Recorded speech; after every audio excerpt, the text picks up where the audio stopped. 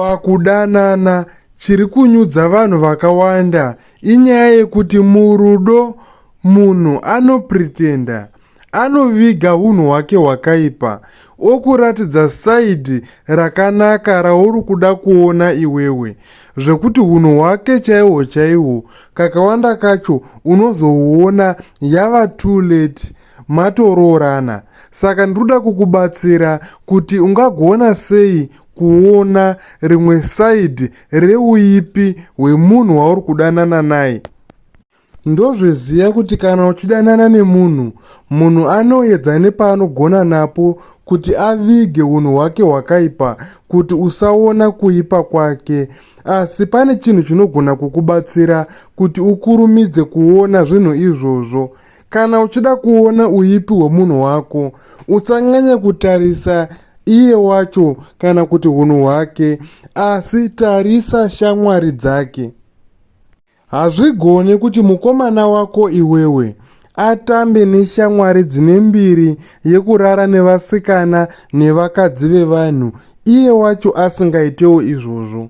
Hazvigoni kuti 90% yemukomana wako iwewe vange vari vakomana vanoita zvemadrugs, iye otaura kuti handiite kana kuti handifariri kuita zvemadrugs. Toenda kusaidhi remusikana. Hazvigoni kuti musikana atambe nevasikana vanoita zvechipfambi, vanoita zvechihure, iye asiri hure. Saka ukanyanya kutarisa shamwari dzemunhu wako wauri kudanana naye, dzinokuratidza unhu hwemunhu wako hwaari kuviga, nekuti zvinoita shamwari dzake munhu wako ndo zvaari, asi inyaya yekuti ari kungopritenda chete kuti iwewe usaona kuti ndo zvaari. Kana mudiwa wako kana kuti munhu wauri kudanana naye achitadza kusemeswa neunhu hwakaipa hweshamwari dzake, zvinotoreva kuti kusemesa kuri maari, anotoitawo zvinhu izvozvo. Hazvigoni kuti munhu akwezvwe nevanhu vanoita zvinhu zvaakavenga. Zvinoreva kuti vanenge vachiita zvinhu zvavanowirirana, ende ropa ravo rinofambirana pakuita zvinhu izvozvo.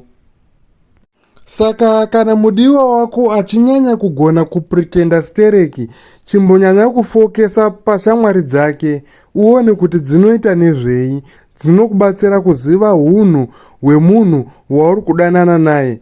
Kana uchigona kufeya kana kushandisa mari, ukanyatsobvunza zvakanaka-naka, dzimwe dzeshamwari dzacho dzinogona kukubatsira kuti unyatsoziva zvinoitwa nemudiwa wako.